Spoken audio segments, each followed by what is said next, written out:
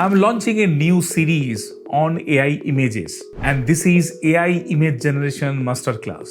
I'll be publishing 10 videos as part of this series, and all will be published one by one. So if you want to learn about AI image generation, all tips and tricks, what are the tools to be used for which purpose, then stay tuned and subscribe to this channel so that you will be able to watch all those videos. I'll start with 10 and then I'll also keep on adding new videos related to AI image generation in this particular playlist. Okay, this is new. After the success of Google Nano Banana, now OpenAI also released their new image generation model, GPT Image 1.5. Let me show you in this video what this particular model can do and how can we utilize those features. In their blog, they have mentioned multiple different features, but in this video, I'll talk about main 3 features which will be mainly useful for us. So let's see what are those features. Currently, I'm in ChatGPT console, and here you will be able to see normal clean window. If you come here and click on this particular plus sign,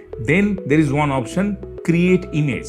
Now once you click on that, now this is new. You can see there are some additional styles it's showing, and you will be able to follow any of this style and you will be able to generate your images. So this is number 1. Let me very quickly show you how can we use any of this particular style and generate our image. So maybe this one, sketch. If I select, and then it will ask me to choose any of the photo.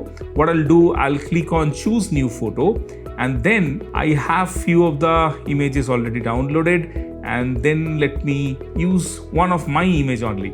So this is the image. If I click on open, then you can see it uploaded the image, and now it also is using one of the predefined prompt. So this is the prompt you can copy, and you can also use in other LLM tool to find out how those are also working, but this is the way you will be able to use it. Now it is generating the image. Normally it's taking nearly 30 seconds to 40 seconds time to generate any of the new image, but this new style collection will be really helpful. So let's see how this image generates, and then we'll talk about the next feature. Okay, it generated the image. You can see how detailed it is. If I click on it, and then I'll get one option that I'll be able to click on this save button and it will save the image. If I open it, then you will be able to understand the clarity, whatever it added. So it's really looking as a pencil drawing, right? So this is the way you will be able to use it. Now, if I come back and show you another thing, go to this particular left pane and I'll open this sidebar. There, if you click on image, now it will show you few more options. Earlier, we were only able to see these styles. Now you can see discover something new. You will be able to create a cartoon.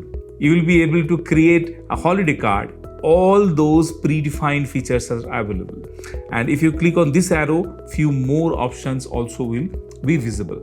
Now let me take one of the example, maybe create a professional job photo. And then if I choose any of the photo, maybe the other one, and if I click on open, now it will generate a headshot which I can utilize in my resume, or I can use it as my LinkedIn DP. You can see how detailed this prompt is and how quickly you will be able to change any of your image to a professional headshot which can be utilized anywhere. So let's see how this particular image also gets generated, and then we'll be able to understand the power of this particular new model.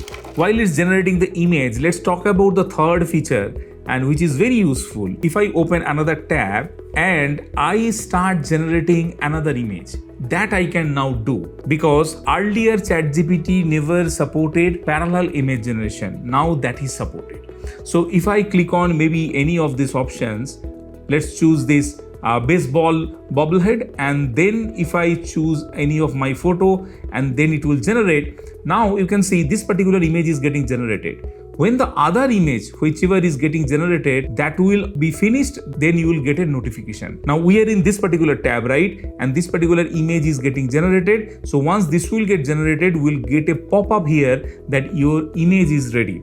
So this is another very good feature they have introduced, that you can generate images parallelly. Earlier, this particular option was not available. So these are the 3 things I thought that will be useful for us. First one is those styles. That's number one. Second one is all these options, right? Discover something new. So they have already given certain options using which you will be able to generate any of the images. You will be able to convert, you will be able to change it in a different style. Everything is possible. So this is second. And third one is this parallel image generation.